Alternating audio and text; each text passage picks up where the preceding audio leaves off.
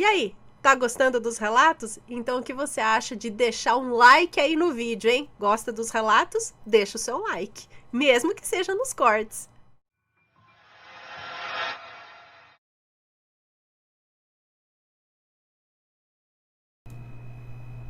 Tem alguém falando assim, ó. Complemento sobre pessoas cuja inveja tem poder. Olha lá, estão nos explicando coisas aqui, pessoal.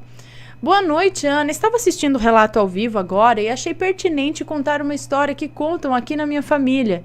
Dizem que a minha avó tinha uma conhecida e essa moça sempre que ia visitar bebês perguntava se o bebê tinha os olhos azuis. E caso sim tivesse olhos azuis, ela então não visitaria, pois ela dizia que colocava olhado sem querer. E quando ela precisava ir na casa de alguém que tinha um bebê de olhos azuis, ela sempre avisava antes. Olha, esconda o menino de olho azul, senão eu mato. Meu Deus!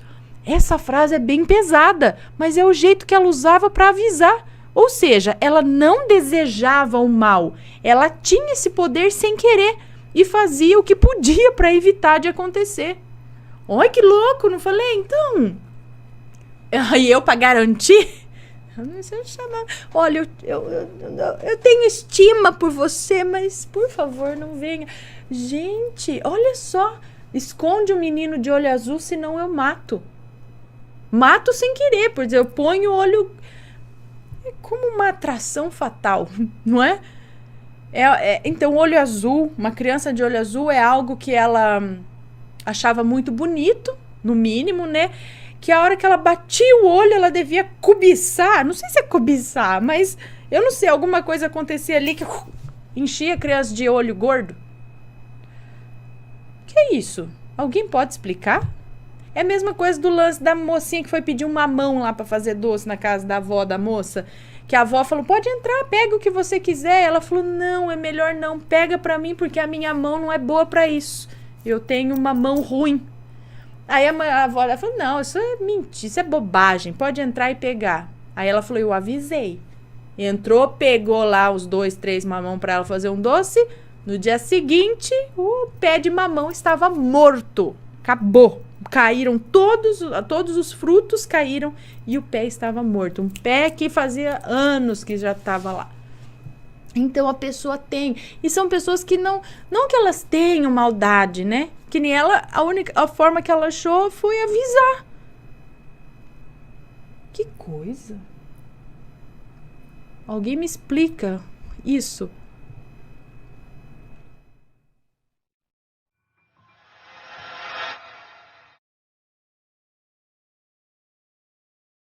Eu chamei a atenção do inferno. Pra quê? Fica quieto. Pra quê? Vamos lá, continuando. Eu acho que é um moço, não sei, vamos ver. Eu estava passando pelo Facebook uma vez lá e vi um mini ritual. Gente, cuidado com esses rituais, você vai achando na internet aí. E vi um mini ritual, no qual dizia para assobiar por 10 segundos depois da meia-noite e aí começariam a acontecer coisas estranhas. Como eu gosto de testar rituais e mexer com o mundo sobrenatural, olha lá, decidi fazer. E um dia, quando minha atual ex-namorada, hoje ela é ex-namorada, na época ela era namorada, é isso?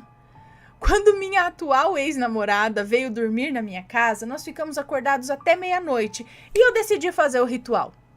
Fui pra fora, fumei 1 ou 2 cigarros e comecei a assobiar. Depois fui pra dentro de casa e continuei assobiando.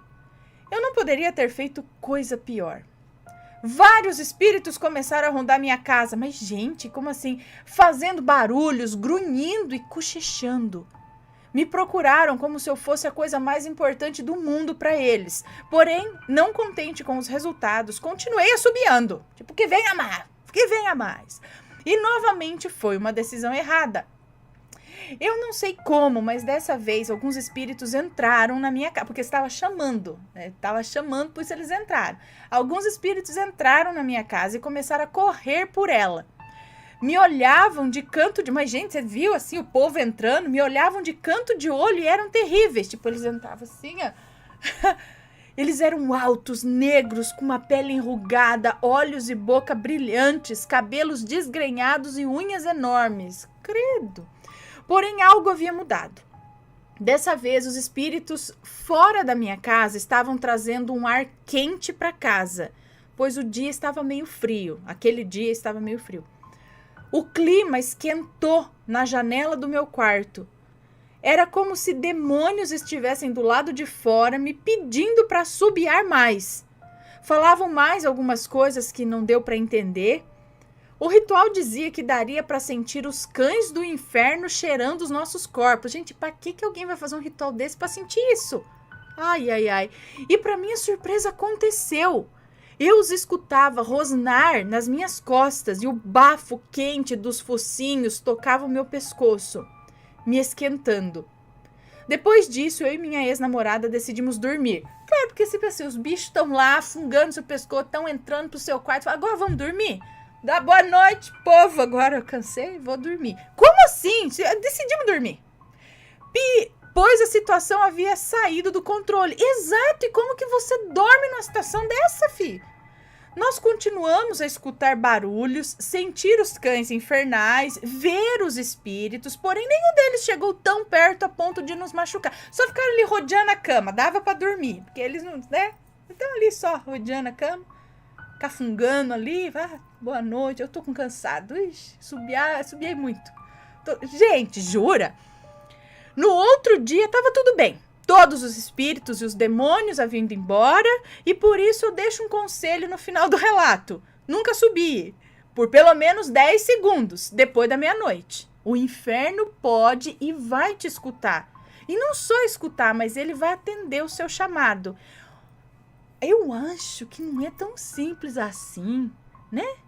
Eu acho. Minha avó falava, esse negócio de assobio tem fundamento, sabe? Porque muito se falava, minha avó falava que não podia assobiar. Não sei se era depois das 6, depois da meia-noite, ou nunca, sei lá. Se você assobiasse muito, você chamava caipora. E aí o caipora ficava com medo do caipora. Não sei, vai que assobiava e ele aparecia. Então, minha avó falava isso. Eu cresci escutando esse negócio do que assobiar, não sei lá, o caipora vinha. Aí, assistindo Castelo Rá-Tim-Bum, que jeito que a gente chamava caipora? Assobiando. Tô até de caipora aqui, ó. Assobiou a caipora, não sei o que. Devia rimar, mas eu não lembro da rima. Não sei, mas a caipora parecia com assovio. Então, tem esse lance do assovio ser um tipo de chamado de alguma coisa. Aí também eu lembro de assistir Historietas Assombradas para Crianças Malcriadas. E tem um episódio, até a P gostava de assistir também. Quem que era? Que a menina ficava assobiando no quarto. E aí a avó chegava e falava, não pode assobiar, porque um bicho vai vir e te pega de noite, não sei o quê. E ela ficou assobiando, e aí o bicho veio. Que assustador mesmo no desenho ali. Então, tem esse lance de você assobiar e chamar alguma coisa. Mas, gente, só assobiar? E aí que eu penso, tá, não tem fundamento, não tem. Mas será que a intenção que você põe até no seu assobio, ou o desafio, tipo, eu vou fazer porque quero ver alguma coisa aparecer, esse desafio é o que atrai as coisas? A intenção que você coloca assobiando ou assoviando, acho que os dois tá correto. E qual é a intenção de chamar por alguma coisa? Já pensando naquilo, funciona? Vai saber. Mas agora, nesse caso dos demônios, tá lá, eles estão vendo os demônios, espírito, feio desse jeito, os cães do inferno, cheirando, cafungando no cangote, e aí vamos dormir? Eles não fizeram nada, só ficaram ali entrando na casa, tudo. Que jeito que dorme, gente? Pelo amor de Deus. Loucura isso. A não ser que a pessoa seja assim, muito acostumada com essas coisas. Nem assim, sei lá.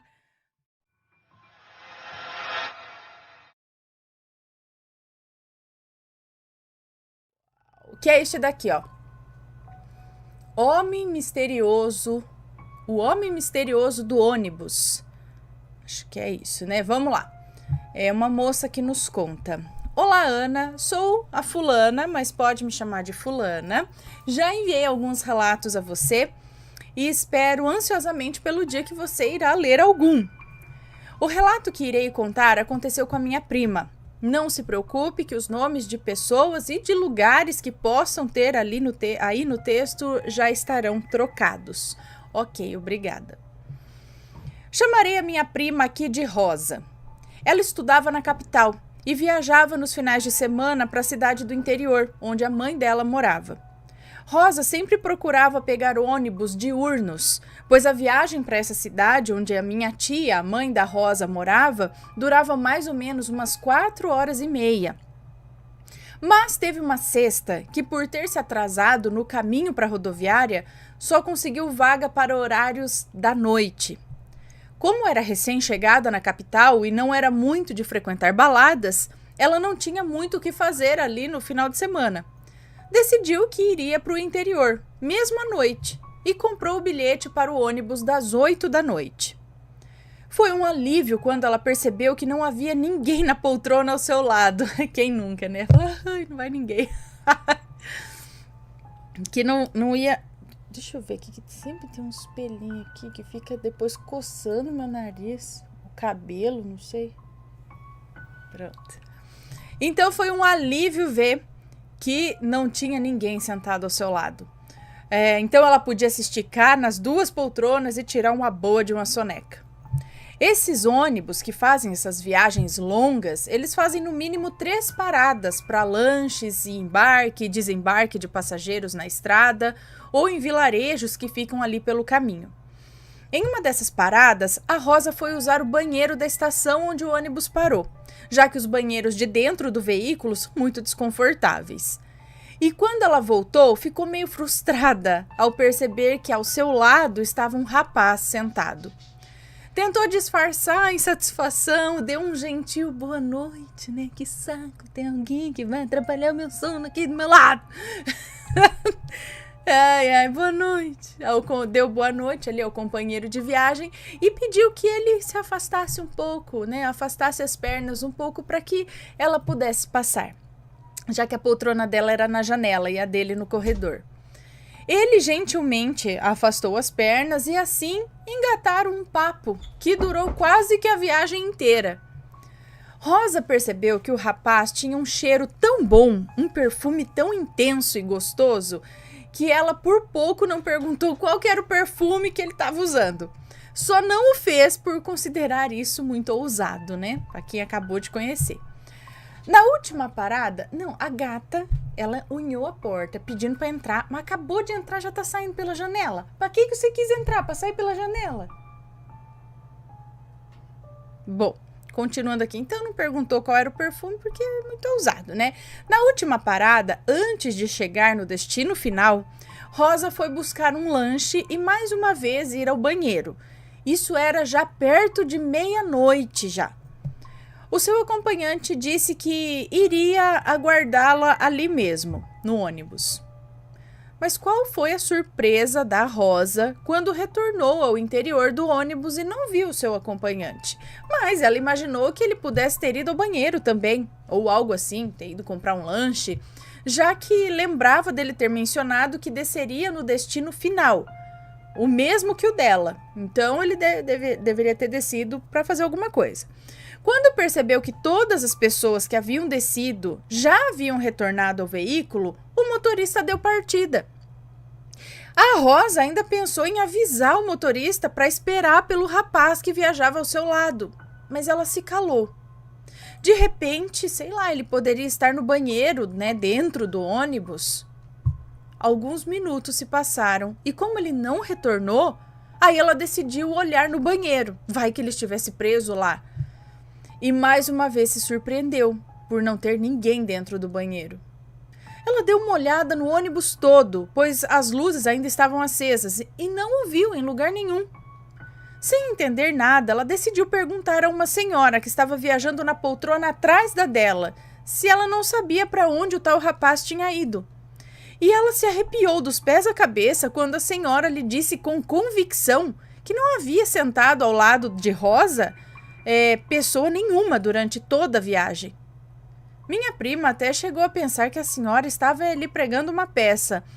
Mas uma outra moça que ia sentada do lado do corredor, ali do lado dela, do lado do corredor, e estava ouvindo a conversa delas, também confirmou que ninguém havia sentado ao seu lado durante a viagem. Minha prima sabia o que tinha vivido, mas não quis discutir com elas. De repente, ela poderia ter sonhado, sei lá. A rotina de estudos era cansativa demais e ela poderia sim ter tido um sonho durante o sono que a fez fantasiar aquilo tudo. Voltou para o seu assento, fechou o cinto de segurança e se acomodou na poltrona. E percebeu que seu casaco estava na poltrona ao lado e o pegou para se aquecer. Foi quando ela gelou, pois o casaco estava inteiro com o cheiro do desconhecido. Era um perfume bem diferente do dela. Não tinha como confundir. Foi nesse momento que ela teve certeza que se tratava de uma experiência com o sobrenatural. Ele quis deixar a ela ali alguma prova física do contato que eles tiveram. Ela disse que ficou mais uma vez toda arrepiada e ficou muito agradecida por já estar quase chegando na rodoviária da cidade também. Bom, já se passaram uns 30 anos desse ocorrido, mas a Rosa conta esse relato com muito medo até hoje. O que vocês acham que aconteceu? Rosa é evangélica e morre de medo dessas coisas. Ela acha que foi o próprio diabo quem a visitou. Mas eu não chego a pensar assim. Eu não descarto que possa ter sido uma entidade má. Mas eu acho mais provável ter sido alguém do bem. Sei lá, um espírito amigo que quis visitá-la e deixar o seu perfume para ela. Obrigada por ter lido até aqui, Ana. Beijos em você, sua linda família e a todos os colegas do canal. Um beijo para você, obrigada. Ou um espírito que tá andando por aí, sei lá, talvez tenha acontecido alguma coisa, não sei porquê, ele tenha pego esse trajeto, pego esse ônibus, e aí, sei lá, ela foi quem viu, E aí ele se sentou ali para conversar, só isso. Não que fosse amigo ou inimigo, ou isso ou aquilo. Ele estava ali, sentou ali, conversou. Né? Às vezes até para distraí-la, não sei. Para a viagem passar mais rápido. Dispenso, né? Dispenso, obrigada. Ou não, sei lá. Era um espírito de boa, acho que não fez nada de ruim, não fez nada demais, né? Ok. Melhor um espírito com papo legal do que um encarnado chato ali do lado, não é? Ai, ai. Beleza. E aí, tá gostando dos relatos? Então o que você acha de deixar um like aí no vídeo, hein? Gosta dos relatos? Deixa o seu like, mesmo que seja nos cortes.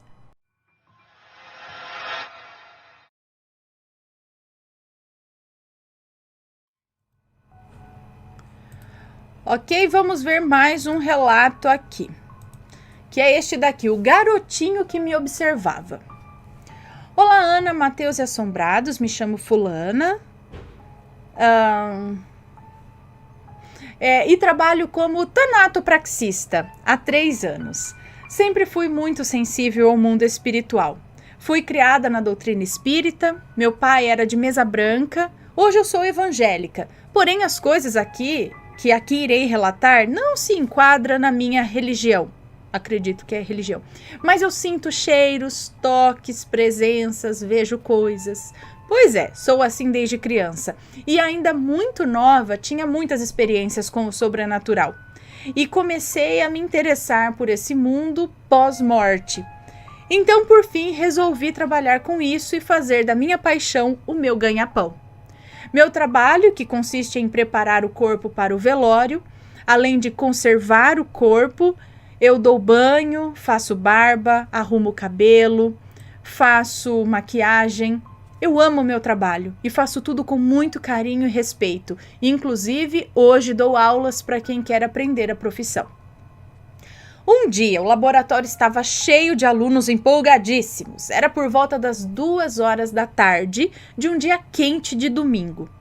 Eu estava vestindo um corpo e explicando para uma aluna alguma coisa que eu não me lembro agora.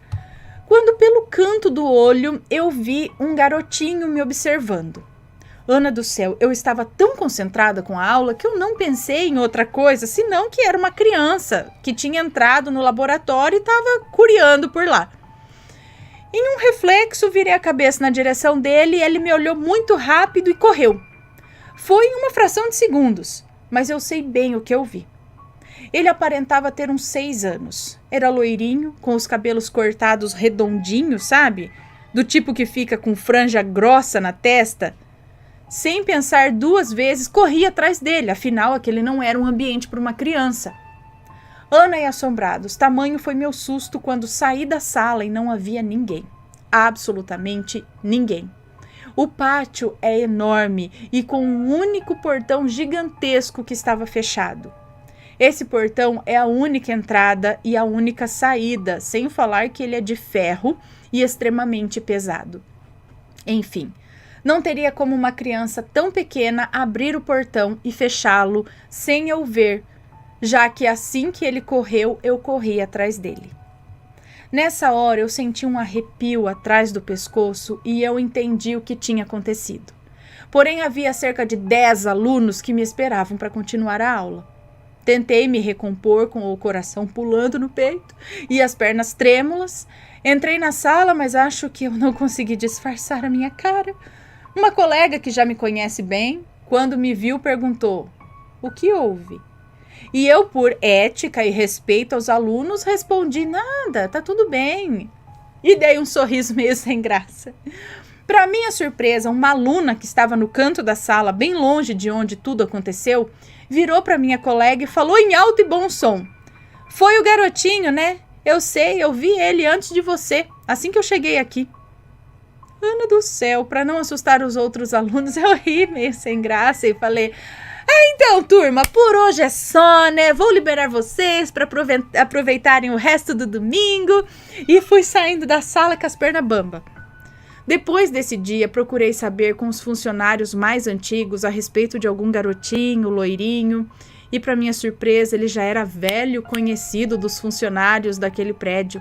Havia vários relatos de pessoas que já viram um garotinho loiro observando, brincando e até mesmo correndo naquele prédio.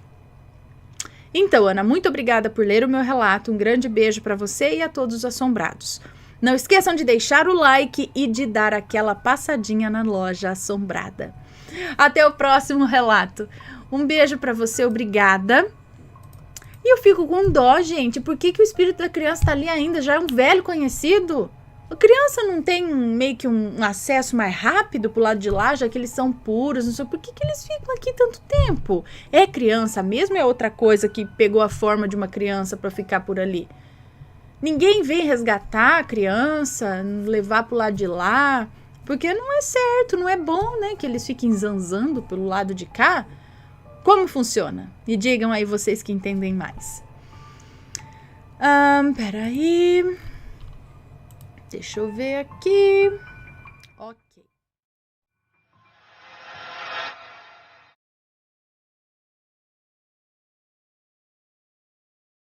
Será que a minha tia é a nossa Edith?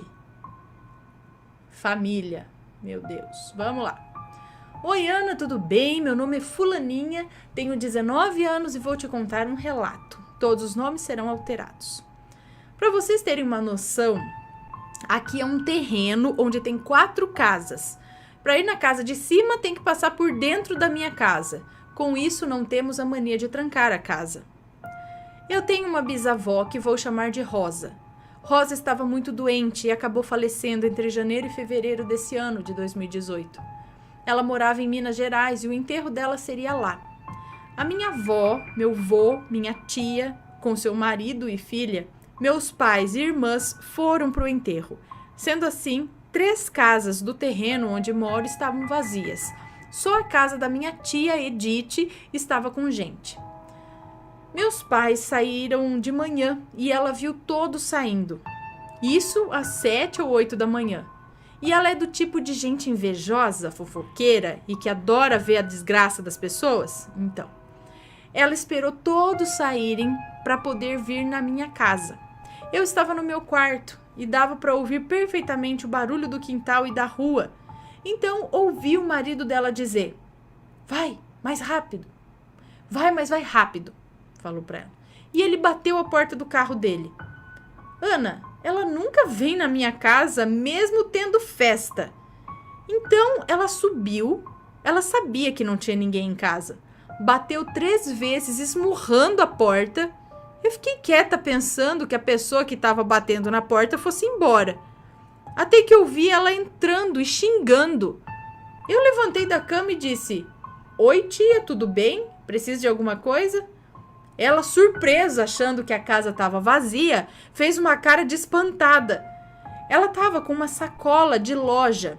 E quando me viu, abraçou a sacola tão forte, tentou se acalmar e logo depois fez um dos seus famosos teatros chorando.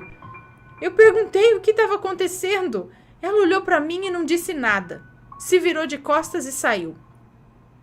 Eu devia ter ficado quieta para ver o que ela ia fazer e o que tinha naquela sacola.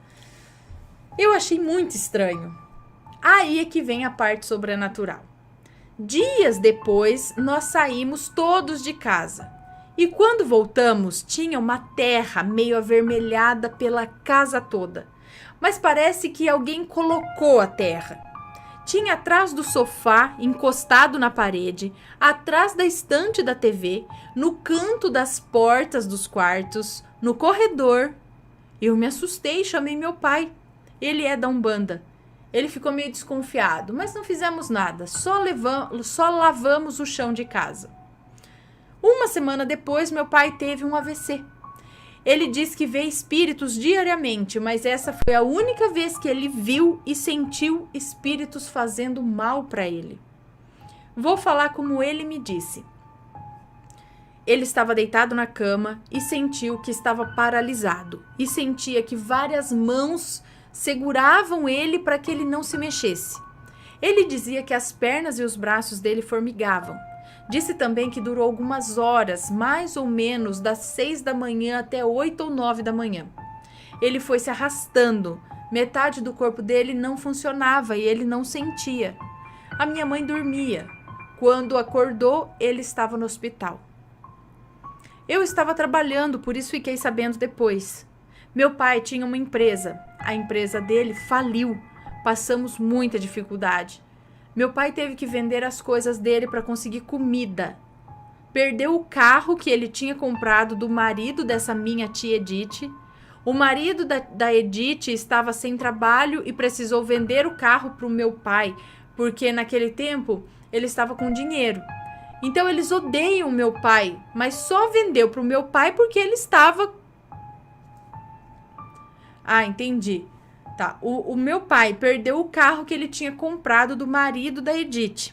Acontece que o marido da Edith estava sem trabalho na época e precisou vender o carro dele para o meu pai, porque naquele tempo meu pai estava com dinheiro. E eles odeiam meu pai, mas ele só vendeu o carro para o meu pai porque meu pai estava com uma grande quantia para dar, que pagava metade do carro. Bom, meu pai gastou toda a minha poupança que tinha guardado a vida toda para ajudar a pagar a minha faculdade. E até 4 meses atrás acabou o dinheiro. E passamos muita dificuldade, mas agora estamos recomeçando. Meu pai tinha dívidas muito altas para pagar por conta da empresa. O dinheiro foi embora como água na descida. Meu pai ficou meses sem trabalhar e cada vez ele piorava. E essa minha tia, vendo a nossa dificuldade, parecia estar cada dia mais feliz e rindo. Coisa que ela nunca fez, porque passava os dias trancada na casa dela com dores, depressão, sozinha e triste. Ultimamente ela subiu aqui, logo depois dos meus pais saírem. Logo deu de cara comigo, ficou muito sem graça e voltou para casa dela.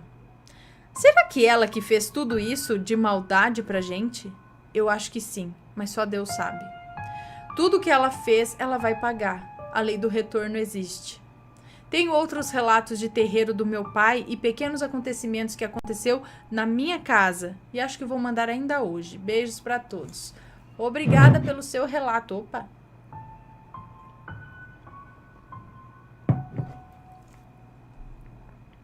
Ai, então. toda aquela suspeita ali, chegar com a sacolinha, tipo, ups, só ir lá quando não tem ninguém em casa.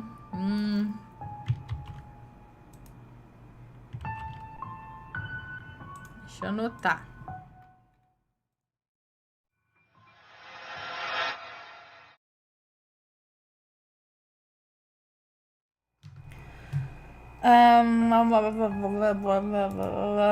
Trabalho feito para matar minha mãe. Ei, Laia, turma ruim, hein? Tomar no...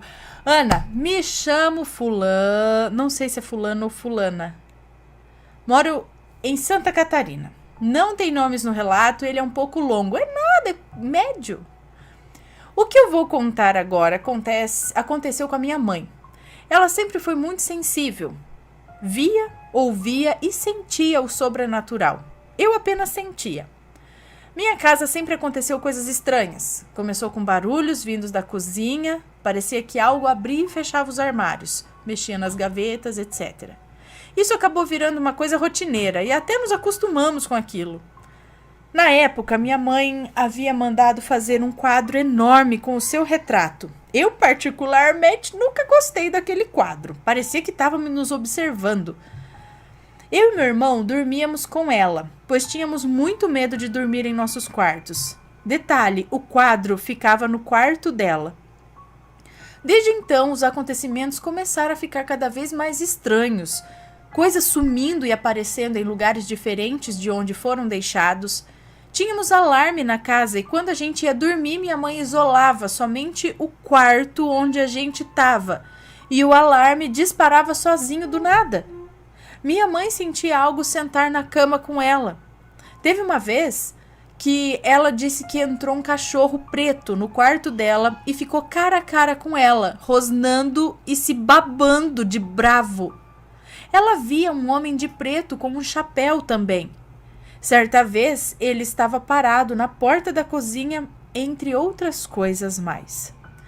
Minha mãe começou a ficar muito doente, não comia mais direito, só queria ficar trancada dentro do quarto escuro e tinha uma tristeza que não era desse mundo. Isso percorreu mês após mês. Até aí estávamos levando as coisas como dava. Até que teve uma vez, ela particularmente estava bem naquele dia. Estávamos brincando e eu estava fazendo um vídeo das palhaçadas, pois não era sempre que ela estava bem, então eu aproveitava. Até aí tudo bem, deixei minha mãe no quarto e fui fazer a janta, até que ela me chamou assustada. Ela estava com o celular na mão, olhando o nosso vídeo, até que ao lado dela apareceu uma sombra escura, com os olhos vermelhos, com mais 3 rostos horríveis ao lado. Ana, quando eu vi aquilo, meu coração quase saiu pela boca. Resolvemos procurar ajuda. Quando mostrei o vídeo para o pastor, eu não conseguia pausar o vídeo no exato momento em que aparecia aquela coisa do lado da minha mãe. Fui tentando sem sucesso até que o vídeo se replicou sozinho. Eu nunca vi isso acontecer. Eu só consegui pausar na réplica, pois no original não deu. O pastor foi orar pela casa, mas quando ele entrou no quarto da minha mãe, ele começou a se sentir mal. Foi feito então um exorcismo no quarto dela, Ana. O pastor começou a observar o retrato na parede e pediu para que ela se livrasse dele, pois tinha alguma coisa muito ruim com ele, com o quadro. Ela se negou de início, pois tinha pago caro para fazê-lo, mas acabamos tirando ele de lá. O pastor pediu para colocar fogo no quadro e, por incrível que pareça, o quadro não pegava fogo, Ana. Minha mãe gastou um vidro de álcool e nada dele queimar. Minha mãe pegou o machado e picou ele todinho. Foi orando novamente em cima dele e aí conseguimos queimá-lo. Achávamos que o problema tinha sido resolvido, mas estávamos enganados. Minha mãe continuou a ficar cada vez pior. Ela, que tinha seus 69 quilos, foi parar em 38 quilos, pois não se alimentava. Minha avó, então, levou ela no médico, que ficou muito preocupado com o estado dela, e falou que se minha mãe não reagisse ao tratamento, não teria nem 15 dias de vida, pois ela estava muito debilitada. Imagina, Ana, eu fiquei sem chão, eu não sabia mais o que fazer. Detalhe, eu não procurei ajuda médica antes, pois ela se recusava e pediu para não contar para ninguém sobre o seu estado. E assim respeitei. Mas teve um dia que eu não aguentei mais e contei para minha avó. Minha mãe começou o tratamento e com muito custo, aos poucos, ela foi dando sinais de melhora. As aparições em casa com muito mais frequência... foi dando sinais de melhora. As aparições em casa com muito mais frequência. A vida lá em casa estava muito difícil. Estávamos muito perturbados com aquilo tudo. Nós brigávamos muitas vezes sem motivo. Um dia ela estava voltando da igreja. Quando ela voltou, viu um clarão em cima da nossa casa. Ana, ela chegou transtornada em casa. Brigou muito comigo por um motivo bobo. Se trancou no quarto e no outro dia voltou a brigar comigo. Discutimos muito, até me mandou embora de casa. Até que, para nossa surpresa, a churrasqueira começou a pegar fogo sozinha. As labaredas estavam muito altas, chegava a ir para fora da churrasqueira. Pensa no apavoro, Ana. Paramos de brigar na mesma hora, com o susto. Minha mãe, já um pouco mais recuperada, um casal de pastores amigos nossos foram visitá-la. E papo vai, papo vem. Quando estavam indo embora, foram fazer uma oração na minha mãe. A missionária tinha o dom da revelação e falou que foi feito um trabalho para destruir e matar a minha mãe e que tinha sido jogado terra de cemitério no nosso quintal, Naquele momento, minha mãe foi liberta daquilo tudo. Só ficamos pensando, quem poderia querer tanto mal dela para fazê-la definhar daquele jeito até quase a morte? Minha mãe começou a melhorar muito depois disso. Voltou ao seu peso normal para o nosso alívio e voltou para o seu peso normal para o nosso alívio. A verdade, Ana, é que até hoje não sabemos quem poderia ter feito isso para ela. Tem que ter muito cuidado, pois por trás de um sorriso não sabemos a maldade que a pessoa carrega consigo. Ficamos sossegados por um bom tempo e anos mais tarde voltou a acontecer algumas coisas estranhas, mas isso fica para um outro relato. Obrigada pela oportunidade, desculpe o relato grande, mas eram muitos fatos a serem contados. Um beijo para vocês, gostamos muito do canal. Um beijo para você, muito obrigada. E aí nem desconfia quem tenha feito. Que às vezes a pessoa é tão próxima, tá tão ali, que a gente fala, não. Será?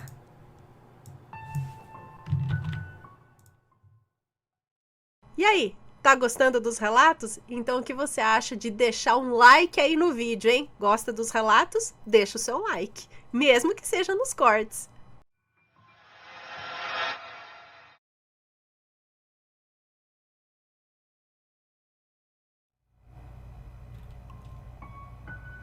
Tá, peraí.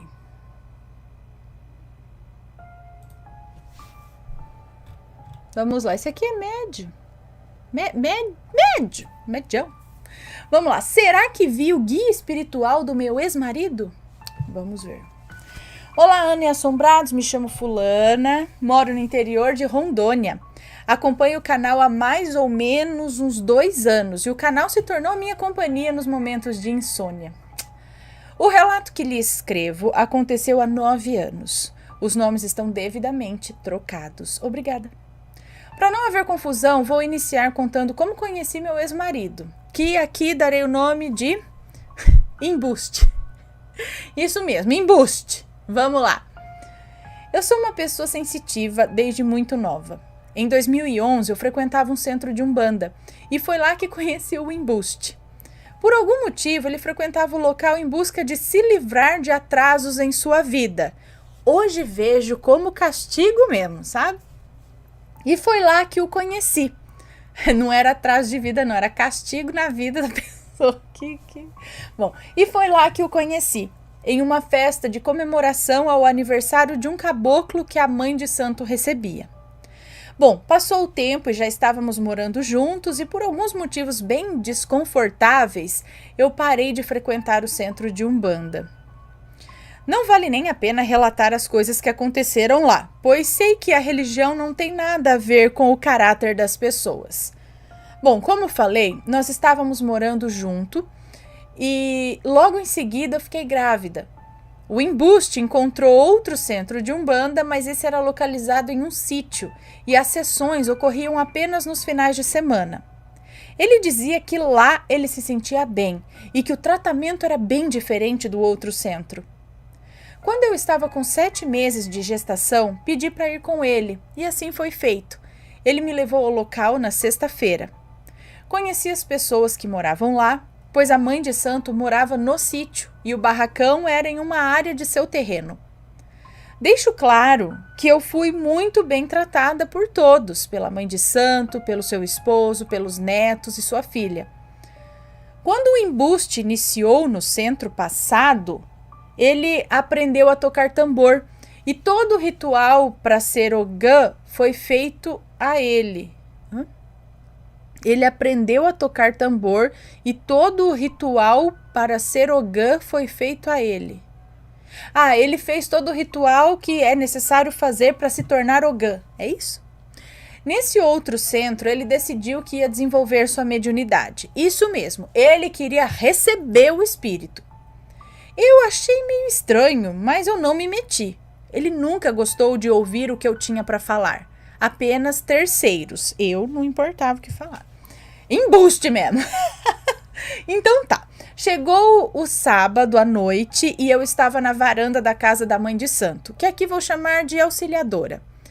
Eu estava ajudando sua neta, a Sassá, de mais ou menos uns 15 anos. Estava ajudando a aprontar as coisas, os acessórios de seu herê. E enquanto eu a ajudava, eu ficava olhando para o terreno do sítio, pois eu amo os bichinhos. E como havia começado a anoitecer, eles estavam cada um indo para o seu rumo. Perto de onde estavam os animais ficava o barracão, a mais ou menos uma distância de uns 15 metros. Não era muito longe. Enquanto eu abria a sacola de pirulitos para colocar nas cuias de barro, a Sassá preparava a roupa do herê. Quando terminei de ajeitar os bombons e os pirulitos nas cuias, Sassá disse que ia pegar um bombom, porque simplesmente estava afim. E eu só disse, não mexe no que não é seu.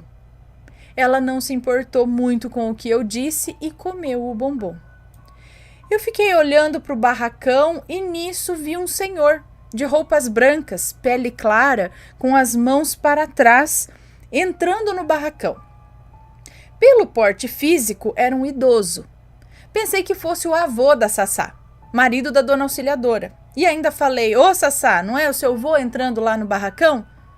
O que ele foi fazer para lá, né? A sessão só inicia mais tarde. Aí a Sassá disse que achava que ele tinha ido deixar as velas lá dentro. Mas eu disse que não, pois as velas estavam comigo. E a dona auxiliadora havia pedido para eu entregar a ele. Sassá ainda gritou, ô vô, as velas estão aí? Não, ela gritou, as velas estão aqui. Ô vô, as velas estão aqui. Mas o senhor entrou no barracão sem nos dar muita atenção. Ana, eu te juro, logo em seguida o embuste aparece na minha frente. Me deu o maior susto. Ainda perguntei o que ele estava fazendo ali, pois era para ele se ajeitar para a sessão. Ele disse que tinha ouvido chamar, por isso ele foi para lá. Eu não sei como ele apareceu ali. Nem vi ele chegar e o mais estranho, o avô da Sassá apareceu bem atrás dela, vestido com outra roupa e me pedindo as velas para levar ao barracão. Ana, tudo isso foi em questão de segundos. Eu vi o senhorzinho entrando no barracão, o embuste apareceu na minha frente e o avô da Sassá atrás dela. Eu me sentei e perguntei, se o senhor está aqui, então quem que está lá no barracão? O velhinho me olhou sem entender absolutamente nada e eu bati o pé dizendo que ele tinha acabado de entrar no barracão. Ele apenas me disse, menina, eu estava no banho, agora que eu vou para o barracão levar as velas. Gente, eu me arrepiei nesse momento. A dona auxiliadora, eu me arrepiei e nesse momento a dona auxiliadora me apareceu perguntando o que houve. E depois de contar tudo, ainda disse: eu não tô maluca, a Sassá viu também. Sassá estava comendo os pirulitos do Herê e antes que pudesse confirmar que também viu alguém entrando no barracão, começou a engasgar. Mas foi coisa assim de segundos, aí ela bebeu água e tudo ficou bem. O embuste correu pro barracão para ver quem é que estava lá, gritou lá dentro: aqui não tem ninguém! E ainda perguntou se eu não estava inventando história. Antes que eu pudesse responder, a Sassá interveio e disse que também viu e que achou que fosse seu avô. Dona Auxiliadora olhou para dentro do barracão, deu um leve sorriso e disse que a sessão ia começar em seguida. Depois do fato, a sessão no barracão começou. E adivinha, Ana? Arriou alguém no embuste. Como assim arriou alguém? Desceu? Incorporou? O embuste incorporou? Eu só vi ele gritar e dançar, como normalmente acontece quando alguém recebe um espírito. Para não prolongar mais o relato, será que o que eu vi entrando no barracão era o espírito que incorporou no embuste? Bom, desculpa se o relato ficou muito grande, perdoe os erros, amo seu canal e beijos para a família. Um beijo para você, obrigada. Talvez sim, talvez não sei, mas a hora que a mãe de santo olhou e deu uma risadinha, será que ela viu quem é que estava lá dentro? Viu, entendeu e falou: é normal, tá, né? É esse aqui. Agora não sabemos, né? Mas talvez alguma entidade, né, que entrou ali.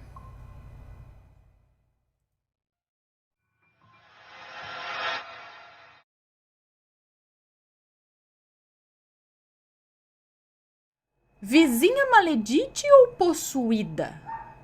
Pode ser as duas coisas, né? Porque as maledites, às vezes, eu acho que elas são meio possuídas por uma coisa muito ruim. Mas vamos lá.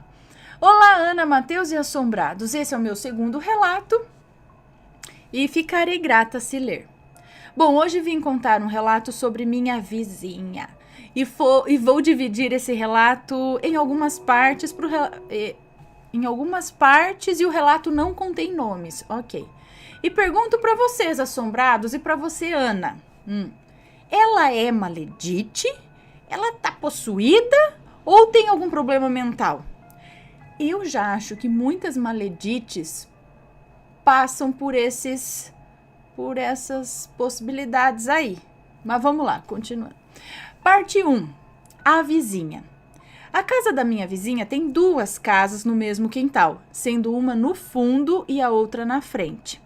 Quando eu era criança, eu era super amiga da filha da vizinha. Eu ia para a casa dela todos os dias, brincávamos e tudo mais. Só que com o passar do tempo, acabamos perdendo o contato. Ela seguiu a vida dela e eu segui a minha. Só esse ano, em 2020, fiquei sabendo que a casa da frente, que era da minha amiga, foi colocada para alugar. E em poucos meses ela já tinha ido embora para o novo dono ficar com a casa. Parte 2. A chegada da maledite. Tô falando de chegada de maledite, que você vem aqui, você não é maledite, né? Peraí, passando um gato na frente, sentando em cima do mouse. Aí, mocinha. Tá bom. A chegada da maledite. Em pouco tempo, o caminhão de mudança já estava na frente da casa. Se mudaram então para a nova casa a maledite e seus 2 filhos. Uma menina, que deve ter entre 3 e 4 anos, e um menino de poucos meses. A maledite nem olhava na minha cara. Até aí tudo bem, eu nunca fui muito de socializar com os meus vizinhos, até porque aqui nessa rua só tem louco. Parte 3, a briga. Logo no 3º dia, as coisas já começaram a ficar estranhas. Os filhos dela não paravam de chorar. Eles choravam o dia todo, 24 horas por dia e ainda muito mais de noite. Ana,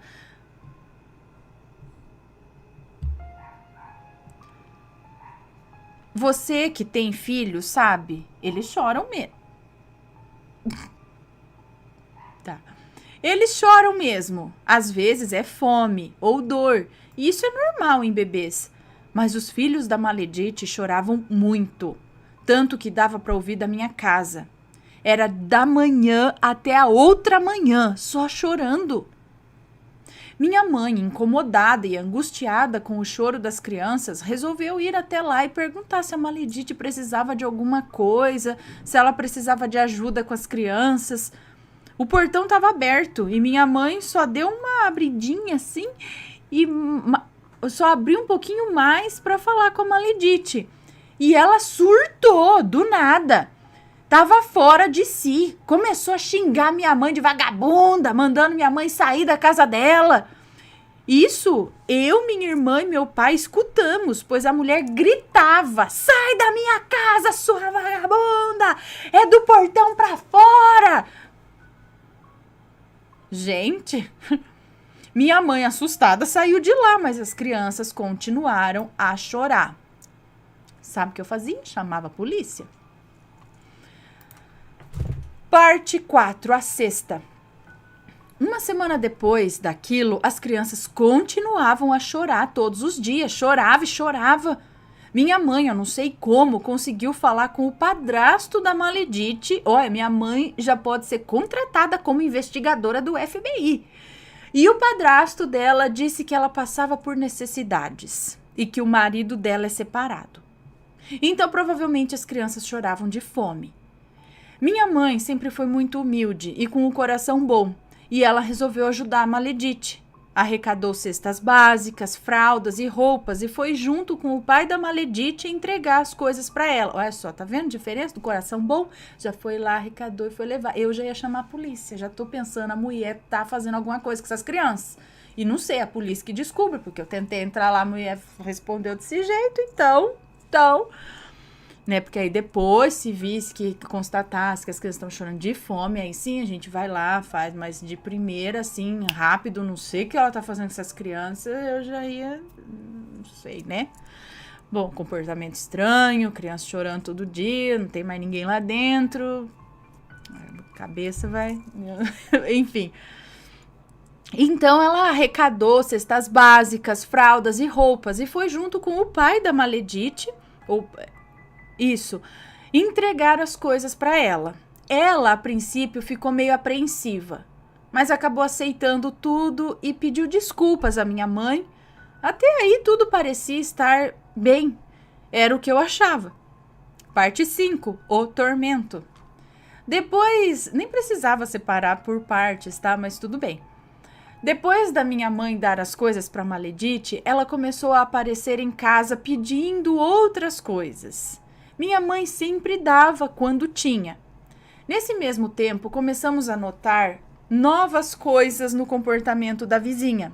Agora, além das crianças chorarem, tinha também a louca da Maledite gritando com elas.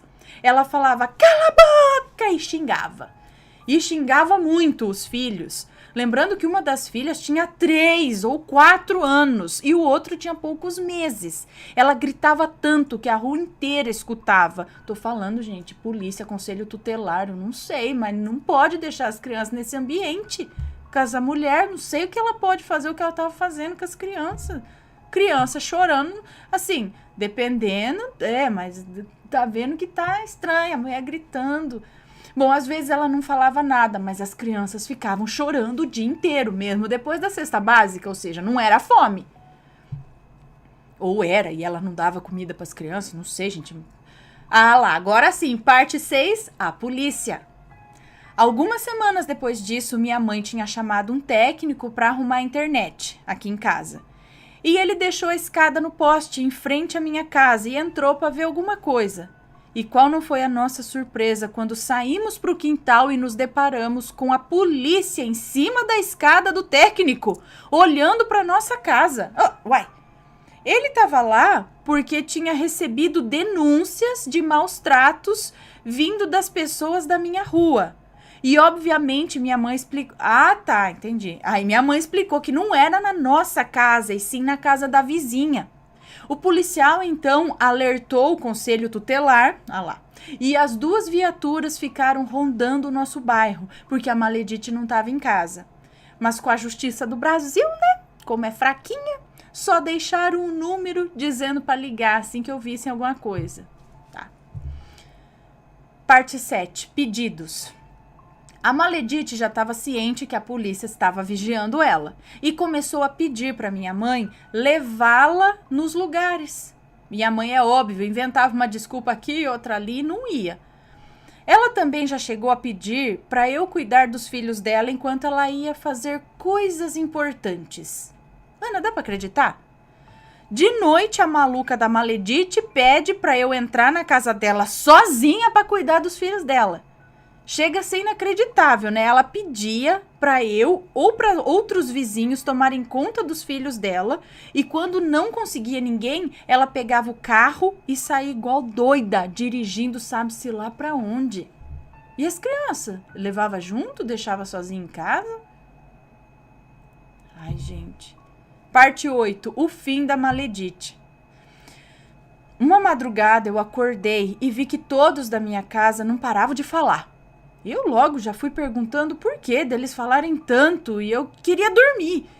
Minha mãe disse que finalmente o conselho tutelar e a polícia foram ativados novamente e que as crianças estavam chorando a noite toda sem parar.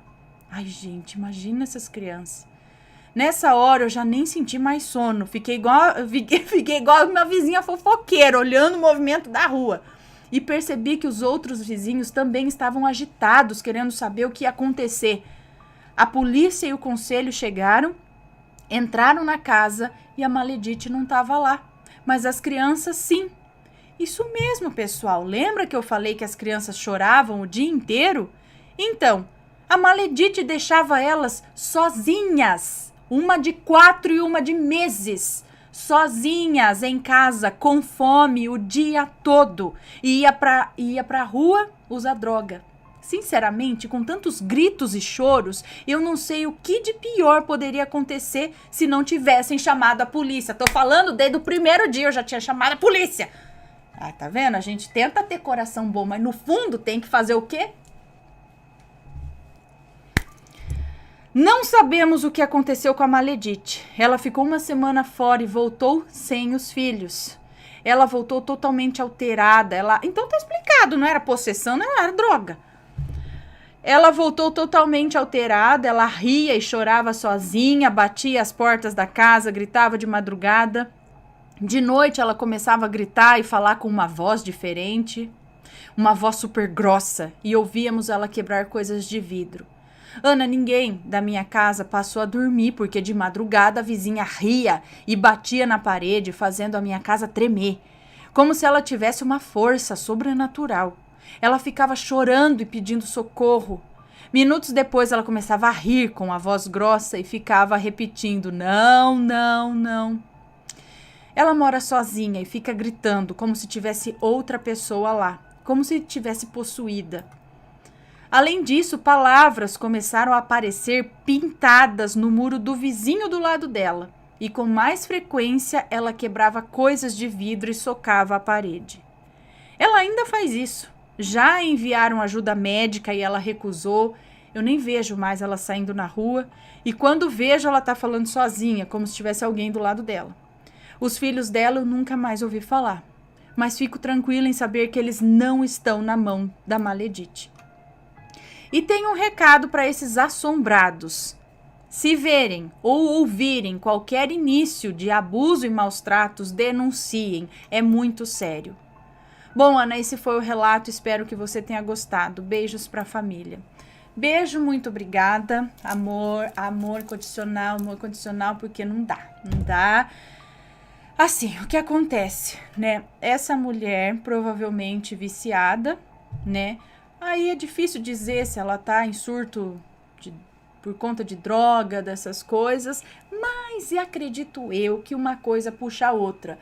Nesse mundo das drogas, você fica muito aberto a espíritos baixos, a obsessores e tudo mais, que só vêm para arregaçar mais ainda a vida. Então, ela pode estar com as duas coisas ali. Como se envolveu nesse mundo, abriu portas e aí ela tá nessa noia, literalmente, de que tem alguma coisa com ela. E eu não duvido que não tenha. Não duvido que tenha, né, alguma coisa atormentando ela. E as crianças sempre acabam sofrendo, mas por isso que eu falo, gente, viu o negócio, tá esquisito, já tentou ir lá, porque eu conheço uma história, né, de um bebê que chorava o tempo todo também. Só que era um bebê alimentado, tudo, mas ele chorava o tempo, dia e noite. Tanto que uma vizinha foi lá na casa da mãe do bebê e falou, olha, desculpa, eu não consigo deixar, né, de ouvir que ele não para de chorar. Você precisa, a mesma coisa que ela fez, você precisa de ajuda. Só que aí uma mãe normal vai falar, ai, gente, obrigada, porque eu não consigo dormir. Mas sim, aí ela entregou um pouco, a vizinha ficou um pouco com o bebê, tudo tentando melhorar, né? Só que aí eu acho que o que acontecia, alguma coisa meio sobrenatural também, que ele chorava, porque acho que foi levar pra benzer, foi depois que benzeu, alguma coisa assim, que ele parou de chorar. Foi enquanto eles moravam em uma certa casa que ele chorava muito. Mas aí, entendeu? A vizinha veio, foi um comportamento normal de uma mãe que realmente tá preocupada com a criança, não sabe o que fazer, a criança tá ali saudável, mas chora, entendeu? Um quebranto, alguma coisa assim.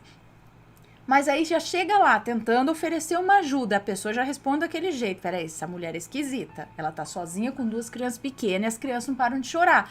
Tem coisa estranha aí, gente. Já chama. No máximo que vai acontecer, a polícia chegar e falar, não, tá tudo certo. Então tá bom. Mas e se não tiver? Então não hesita em chamar. Chama a polícia. Você pode estar salvando ou a vida de algum inocente aí, de alguma criança, algum idoso, algum animal, ou pode pelo menos estar minimizando os traumas que essa pessoa pode estar sofrendo, tá? E eu não posso falar mais nada. Tem que dar tempo, tem que chamar a polícia, porque a gente não pode fazer nada, né? Então tem que chamar a polícia. Eles tomam E o que a gente pode fazer é ficar de olho, que nem a polícia veio, ela não tava lá, não pode fazer nada também, né? Fica meio assim, mas é o que eles falam, qualquer coisa liga. Então algum vizinho foi lá, realmente ouviu, ligou de novo, tá certinho. E as ligações são anônimas, você não sabe quem que tá chamando, né? Mas tem que fazer, gente, tem que fazer, porque, olha, é cada uma. Judiação das crianças. Imagina, você, 4 anos de idade, meses... Sabe? Você vê, a criança quer tá... Ai, meu Deus. Ui. Vontade de torcer o pescoço da cidadã. Ai, mas também tá ali... Ai, sei lá. Vamos passar pro próximo relato. Pra gente parar de imaginar coisas cruéis com as pessoas. Me conta, gostou do relato? Então o que você acha de deixar um comentário aqui embaixo? Sempre com respeito, por favor. Além do like, é claro.